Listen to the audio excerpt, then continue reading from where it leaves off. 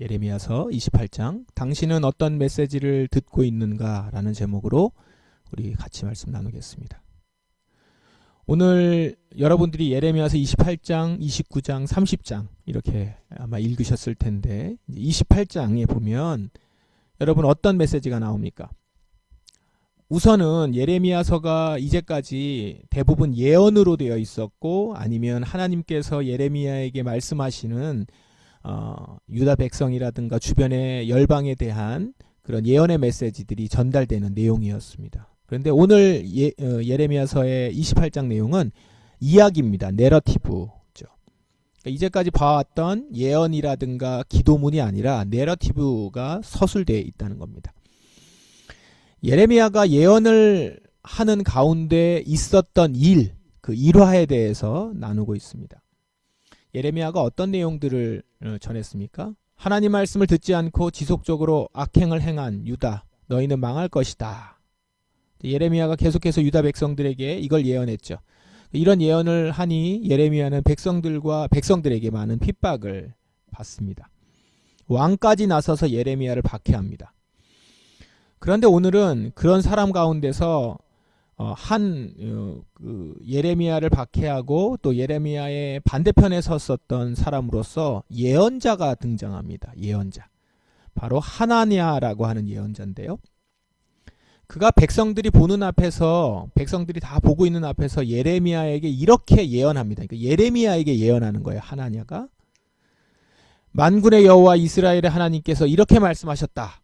이제 하나냐가 들은 말씀을 전하는 겁니다. 바벨로니아 왕이 유다에게 매게 한 멍에를 내가 꺾어버리겠다. 2년 안에 바벨로니아 왕 느부갓네살이 이곳 여호와의 성전에서 바빌론으로 가져간 물건들을 내가 다시 이곳으로 가져오겠다. 하나님이 하나냐를 통해서 예레미야에게 이렇게 말씀하셨다라는 겁니다. 그러니까 내용이 뭡니까? 한마디로 하나님께서 유다를 느부갓네살 손에서 구해주시고 회복시켜 주실 것이다 라는 거죠. 자, 이 내용은 예레미야 예언하고는 정반대되는 예언이죠. 예레미야는 느부갓네살이 유다에게 멍에가 된다고 했어요. 그러면서 하나님은 그냥 그것만 전하는 게 아니라 줄과 막대기로 멍에를 만들어서 목에 메고 다니래요. 목에 메고 다니면서 이렇게 느부갓네살이 바벨론이 멍에가 될 것이다 라고 얘기한 겁니다. 그런데 하나냐는 뭐라고 합니까? 하나님이 그 멍에를 꺾어버리겠다고 했다는 거죠. 2년 안에 그렇게 멍에가 꺾이고 바벨로니아 왕은 여호와의 성전에서 뺏어갔었던 물건을 다시 가져올 것이다. 얼마나 통쾌한 내용입니까? 그런데 어쨌든 예레미야의 예언하고는 정반대의 예언이었죠. 하나냐의 이 말을 들은 예레미야는 이렇게 얘기합니다. 아멘. 여호와께서 그렇게 해주시기만 하면 얼마나 좋겠소. 당신이 예언한 말을 여호와께서 이루어 주시면 정말 좋겠소. 유다의 회복은 예레미야도 바라는 것이었습니다. 예레미야는 망하기만을 바라는 게 아니고 망한다고 예언을 하라고 했으니까 하는 것이지 예레미야가 바라는 바는 유다의 회복이었죠. 하지만 예레미야도 알았습니다. 유다가 그렇게 될 수 없다는 걸요. 왜 그렇습니까? 유다의 죄가 너무나 크고 도대체 이 죄를 회개하지 않고 있어요. 그런데 어떻게 하나님이 아무 일 없었다는 듯이 회복을 해주시겠느냐 말입니다.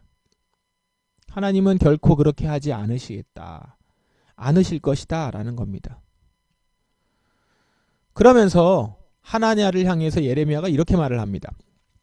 평화를 예언하는 예언자는 그의 예언이 이루어진 뒤에야 그가 여호와께서 보내신 참 예언자라는 것을 인정받을 수 있을 것이요. 이 말은 반대로 심판을 예언하는 예언자도 그 심판이 이루어진 다음에 여호와께서 보내신 참 예언자라는 것을 인정받을 수 있을 것이다 얘기하겠죠. 예레미야는 하나냐의 예언의 그 허상을 알았던 겁니다. 자, 이 말을 예레미야가 사람들 앞에서 하나냐가 예레미야에게 그렇게 예언했는데 예레미야가 이렇게 받아치니까 하나냐가 이제 화가 난 것 같아요. 화가 난다는 말은 없는데 분명 화가 났을 거예요. 그래서 예레미야의 목에서 멍에를 뺏어서 꺾어서 자신의 예언이 맞다라고 큰 소리를 하나냐가 칩니다. 자, 이 모습을 보면요, 하나냐는 확실히 백성들과 왕궁의 지지를 받고 있는 예언자입니다. 왜냐하면 지금 하나냐의 이 행동이 얼마나 무례한 행동입니까? 자기하고 다른 예언을 한다고 해서, 그리고 좀 이렇게 반론을 제기한다고 해서 그 예언자가 하고 있는 일을, 그리고 그가 메고 있는 멍에를 뺏어서 부서뜨리고, 이거 얼마나 무례합니까? 근데 이 일을 서슴없이 하고 있거든요. 그만큼 하나냐는 권력과 백성들의 지지를 지금 받고 있는 것이겠죠. 그런 때문 아니겠습니까? 반면에 예레미야는 하나냐의 이런 행동 앞에서 다른 대응을 하지 않고 자리를 떠납니다. 그리고는 곧 하나님께서 하나냐가 지금 거짓말을 하고 있다, 거짓 예언을 하고 있다라는 것을 하나님으로부터 예레미야는 듣죠. 그리고 하나님이 하나냐를 치실 것이다 라는 예언까지도 듣게 됩니다. 그리고 어떻게 됐습니까? 그 예언대로 그대로 됐다. 그게 이제 28장 마무리거든요. 자, 오늘 28장에 나오는 이 두 사람의 예언, 하나냐와 예레미야, 이 사람들을 보면서 유다 백성들은 어떻게 반응했을까요? 본문에는 나오지는 않습니다. 본문에는 그냥 예레미야하고 하나냐의 얘기만 나와요. 백성들이 어떻게 했다라는 얘기는 나오진 않아요. 그렇지만 그 내용들을 보시고 앞뒤, 그 뒤를 쭉 보시면 하나냐의 예언을 따랐다는 것을 알 수 있습니다. 말씀드린 것처럼 하나냐가 이렇게 무례하게 행할 수 있었던 것은 백성들이 하나냐의 예언에 더 열광했기 때문이죠. 바로 하나냐의 메시지는 유다 백성이 듣고 싶었던 그 메시지였던 겁니다. 성전에 올라왔던 유다 백성들은 예레미야를 만나며 불편했습니다. 이렇게 성전에 올라가면 예레미야가 거기 있는 거예요. 이게 얼마나 불편해요. 예배 드리러 왔는데 맨날 죄를 회개하라고 자꾸 얘기하고 막 욕해요. 게다가 어느 날부터는 멍에까지 메고 있어요. 그러면서 이렇게 기괴한 모습으로 회개하라. 바벨론이 이렇게 멍이가 된다. 얼마나 불편합니까? 은혜 받고 싶어서 왔는데 자꾸 회개하라고 하고, 죄를 씻으려고 이렇게 제물 드리려고 왔는데 곧 망한다라고 하고. 이제 그러고 있는 와중에 하나냐가 이렇게 예언해 준 겁니다. 회복될 것이다. 멍에를 꺾어버릴 것이다. 그러니까 얼마나 반갑습니까? 그래, 바로 이게 메시지지. 이러면서 반가워했겠죠. 게다가 예레미야의 멍에까지 꺾어버리니까 꼴 보기 싫은 예레미야의 멍에를 꺾어버린 거예요. 그러면서 하나님이 우리를 회복시켜 주실 것이다 라고 예언하니까 얼마나 통쾌합니까? 통쾌하기까지 했겠죠. 아마 하나냐도 이런 유다 백성들의 마음을 잘 알고 이런 행동을 했을 겁니다. 자신이 예레미야의 멍에를 꺾어버릴 때 통쾌해할 사람들, 박수칠 사람들이 많다는 걸 알았을 거예요. 사람들은 회개보다도 모든 것이 다 잘 될 거야. 우리 하나님은 우리를 버리지 않았다. 이런 말을 듣고 싶었습니다. 그런 류의 말이 들리면 그 말에 귀를 기울였어요. 그리고 그 말만 따랐어요. 자, 그런데 그래서요? 그래서 유다는 어떻게 됐습니까? 망했습니다. 말씀에 귀 기울이지 않았기 때문에, 예레미야의 심판의 예언에 귀 기울이지 않았기 때문에 그들은 불의한 자로서, 회개하지 않은 자로서 심판받게 되었습니다. 그리고 시간이 지나서 하나냐는 죽은 것뿐만 아니라 나중에 자신들이 망하고 나서 예레미야의 예언이 참 예언이었구나를 뒤늦게 알게 된 것이죠. 지금 예레미야서가 남아있는 것도 그가 참 예언자라는 것을 뒤늦게 알게 된 유다의 후예들이 그 예언을 모은 거잖아요. 이 예언이 참 예언이었구나. 오늘 28장에 나오는 이 장면은, 이 그림은요, 오늘 우리 한국교회에서도 동일하게 볼 수 있는 장면입니다. 예레미야의 메시지, 하나냐의 메시지, 우리 지금 한국 교회 가운데, 한국 사회 가운데 다 있습니다. 한국 교회가 복음에서 멀어졌으니 회개하고 돌이켜서 의를 행하라. 이 메시지도 있죠. 하나님은 우리를 절대 버리지 않으신다. 하나님은 언제나 우리를 축복해 주시는 분이시다. 우리에게 예비된 축복이 있다. 우리는 아직까지도 하나님이 쓰시는 자들이다. 자, 이 두 메시지 가운데 한국 교인들은 어떤 메시지에 더 귀를 기울이고 있습니까? 조회수와 영상 조회수, 책 베스트셀러, 기독교 방송 매체를 보면 어느 메시지에 더 귀를 기울이는지 금방 나옵니다. 대형교회, 기독교 방송 매체, 기독교 베스트셀러, 여전히 하나님의 축복을 다시 기대하자. 이 메시지, 회복될 것이다 라는 희망의 메시지, 내 자신은 하나님 복의 근원이다, 이런 메시지, 이게 인기가 있습니다. 요즘도 야외 경기장에 모여서 교계 연합으로 기념집회나 기도회를 하는 걸 보면 어떤 메시지가 주된 메시지입니까? 한국교회 부흥기를 다시 재현하자. 그때의 부흥의 영광을 다시 일으키자. 유명하다고 하는 대형교회 목사들, 기독 정치인들, 그리고 그 교회 교인들이 모여서 그런 메시지를 전하고 듣고 열광합니다. 그래서 재생산하죠. 기도의 기도 제목들은 이런 것들이죠. 한국교회와 대한민국을 일깨우셨던 그 은혜를 간절히 사모하면서 우리가 다시 이렇게 연합해서 모였습니다. 갑절의 능력을 허락하셔서 세계교회를 섬기는 교회로 비상하게 하옵소서. 집회에 부어주시는 은혜를 통해서 한국교회의 영적 한계를 극복하게 하시고 복음의 확장을 통해 제2의 부흥을 경험하게 하소서. 이 기도 제목에 회개는 없죠. 회개 기도도 합니다. 근데 그저 이런 부흥을 위해서 의례적으로 드리는 기도고요. 본격적으로 하고 싶은 기도나 메시지는 지금 이런 것들이죠. 갑절의 능력을 부어주시고 복음이 확장되게 하시고 제2의 부흥을 일으켜주시고. 한국교회에 켜켜이 쌓여있는 죄, 불의, 돈사랑, 권력 추앙, 이런 일에 대해서 철저한 회개와 버림은 없는 것입니다. 그저 더 큰 능력을, 더 큰 부흥을, 더 큰 교세를. 죄가 많아서 교회가 기울어진 것이 아니라 능력이 부족해서 그런 것이다, 이러고 있는 겁니다. 많은 그리스도인들이 이미 그렇게 큰 교세를 갖고도 아무 영향력을 보이지 못하는 것은 세상의 윤리적인 기준에도 미치지 못하는 모습 때문인데, 그러면 창피함을 느끼고 하나님 앞에서 부끄러움을 갖고 회개해야 하는데 오히려 부흥을 달라고 하고 있는 거죠. 갑절의 능력, 부흥 필요합니다. 예레미야의 대답처럼 아멘, 여호와께서 그렇게 해주시기만 하면 얼마나 좋겠소. 당신이 예언한 말을 여호와께서 이루어주시면 정말 좋겠소. 이렇습니다. 그러나 그건 먼저 회개와 돌이킴, 십자가의 복음으로 돌아간 이후의 이야기입니다. 우리 새가족부 교재에는 아르뱅주의가 있습니다. 3과에 나오죠. 아르뱅주의. 종종 저희가 말씀을 드리는데요. 기억하십니까?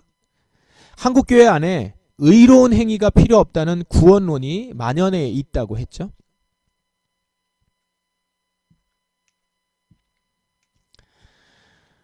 예수님을 입으로만 시인하면 구원을 얻을 수 있다는 이 값싼 복음. 이 구원파 이단의 구원론을 한국교회는 복음이라고 가르쳐왔던 겁니다. 여기에 익숙한 한국교회는 회개와 심판을 말하면 그 사람을 믿음 없는 사람 취급합니다. 회개를 얘기하고 심판을 얘기하고 우리가 지금 이러고 있으면 안 된다라고 반성의 목소리를 얘기하면 왜 이렇게 믿음이 없어? 부정적인 말 하지 마. 비판은 좋지 않아. 이렇게 얘기합니다. 감사하는 말만 하고 좋은 것만 얘기하고 긍정적인 언어를 쓰고 괜찮다고 얘기를 해야 된다는 거죠. 그런데요, 우리가 정말 하나님 말씀에 귀 기울인다면, 정직하게 말씀을 들여다본다면 오늘날 이런 축복과 부흥의 메시지는 거짓된 메시지라는 걸 깨달을 수 있습니다. 축복의 메시지가 성경에 없지 않아요. 아니요, 오히려 많습니다. 넘치죠. 그리고 여전히 그 말씀은 우리에게 주신 약속입니다. 그러나 순서가 있습니다. 반드시 회개, 십자가로 돌아감. 예수님처럼 살 것을 다짐하고 그 길을 실제로 걸어감. 그것이 있어야 한다는 것이죠. 그 후에 부흥과 회복과 하나님 나라의 약속이 이루어지는 것입니다. 그리고 그 부흥은 우리가 생각하는 것처럼 숫자적인 부흥, 재정적인 넘침 이런 것과는 거리가 먼 부흥입니다. 지금 우리의 시대는 이 회개, 십자가로 돌아감, 예수님처럼 살 것을 다짐하며 실제 살아가는 이 메시지, 이것이 먼저입니다. 그저 부흥의 메시지, 회복의 메시지로 전포하면 안 되는 거예요. 적어도 분명한 것은 지금 시대의 이 시기에 하나냐의 메시지로 주님이 우리에게 말씀하시지 않는다는 것입니다. 그러므로 하나님께서 한국교회를 사랑하시고 축복하신다. 절대 떠나지 않으신다. 이 메시지만 들으면서 불의의 길을 떠나지 않으면 한국교회는 본문의 유다처럼 하나님의 무서운 징계를 받게 될 것입니다. 예레미야가 전한 말씀을 들을 때, 여러분 지금 예레미야서 그전에는 이사야서 계속 예언서 이제 들을 텐데, 이런 말씀을 들을 때 실제로 이 말씀을 적용을 하려고 하면 아프죠. 힘이 빠지죠. 그런데 아프더라도 힘이 빠지더라도 나를 불의로부터 벗어나게 하는, 회개하여 의로운 자리로 가게 하는 이 메시지를 들어야 합니다. 아침마다 들으셔야 하고 그 메시지 가운데 나를 복종시키고 교회를 위해 기도하며 실제로 나의 삶의 걸음을 그 길로 걸어가야 합니다.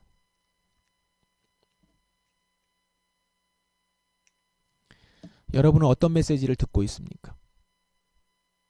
어떤 메시지를 듣고 따르겠습니까? 하나냐의 메시지, 예레미야의 메시지. 하나님은 당신의 의로운 통치를 위해서 지금도 일하고 계십니다. 하나님은 진정 우리를 축복하기 원하세요. 우리를 사랑하시는 하나님은 우리가 정말 복을 누리며 살기를 바라십니다. 그런데 우리 안에 불의가 있으면 하나님의 복을 다 누릴 수 없어요. 그렇기 때문에 이 불의한 일을 떠나서 의로운 길에 들어서야 합니다. 당신의 의로운 통치 아래에서 진정 하나님이 주시는 복을 누릴 수 있는 것이기 때문에 하나님은 그분의 통치 가운데로 진정 들어오기를 원하십니다. 그러므로 여러분, 무조건 복을 빌어주고 위로를 말하는 말씀을 경계하십시오. 회개 없이 안심하라 하는 말을 멀리하십시오. 우리를 의의 자리로 이끄는 말씀에 귀 기울이시기 바랍니다. 그 목소리가 지금은 듣기 불편하고 부담이 되더라도 그 소리를 듣고 회개의 자리로 나아오면 그는 참된 회복과 구원의 기쁨을 맛보게 될 것입니다. 교회적으로 뿐만 아니라 여러분의 개인으로도 잘못을 지적하며 회개를 촉구하는 말과 잘했대 칭찬하고 복 주실 것이라는 안심의 말이 있을 때, 그 두 말이 있을 때 주님이 나를 의의 길로 인도하는 말씀에 귀 기울이셔야 합니다. 내가 어떤 말씀을 들었을 때 그 말씀이 나를 의의 길로 인도하는가, 아니면 그냥 그 자리에 머물게 만드는가. 말씀으로 자신의 잘못을 지적받고 회개와 변화를 촉구하는 말을 들었을 때 때로는 기분이 상하기도 하고 내 사정을 다 몰라주는 것 같아서 속상하고 슬플 수 있습니다. 그리고 내가 기분이 나쁘고 그 시간이 행복하지 않으면 그건 하나님으로부터 온 것이 아니라고 생각하기도 합니다. 하나님은 내게 좋은 것만 주시는 분인데 왜 이런 말은 하나님이 하시는 말씀이 아니다. 왜 이런 말을 나한테 할까? 이렇게 생각하는 것이죠. 그러나 그때 생각해 보셔야 합니다. 과연 나의 아버지시면 하나님이 나를, 자녀인 나를 의의 길로 이끄실 것인가, 불의의 길에 그냥 있게 할 것인가.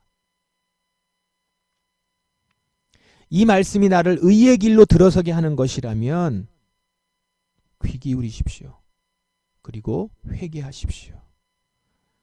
그것이 여러분을 사랑하시는 아버지 하나님의 말씀입니다. 그리고 그렇게 순종하는 자들은 경험하게 될 것입니다. 진정한 축복, 진짜 영광, 그리고 갑절의 능력을. 여러분 한 사람 한 사람의 참된 변화와 순종이 모여서 한국교회를 새롭게 하는 모판이 될 것입니다. 그리고 그런 모판에서 많은 사람들이 자랄 때 이것이 한국교회의 영성이 될 것입니다. 우리 포도나무 교회가 그런 교회가 되고 여러분 한 사람 한 사람 포도나무 성도들이 그런 모판이 되는 성도가 되길 바랍니다. 참 예언의 말씀, 하나님의 말씀에 귀 기울이는 우리 포도나무 성도들 되시기를 주님의 이름으로 축원합니다. 기도하겠습니다. 이 말씀을 기억하시면서 다시금 주님 앞에 의로운 길로 나아갈 수 있도록 저를 이끄시는 말씀 앞에 철저하게 처절하게 엎드리며 정말 그 말씀 앞에서 회개의 자리로 나아가고 또한 이 한국교회의 모습을 바라보면서 내가 먼저 슬퍼할 수 있는 자 되게 하시고 하나님의 메시지에 달콤하고 편안하고 희망적인 메시지에 귀 기울여서 안심하는 것이 아니라 아프더라도 마음이 긁혔더라도 그리고 그것으로 인해서 때로는 화가 나더라도 불의의 길을 떠나 의의 길로 가게 하는 그 길에 엎드릴 수 있는 겸손한 자, 예레미야의 메시지에 귀 기울일 수 있는 자로 서게 하소서.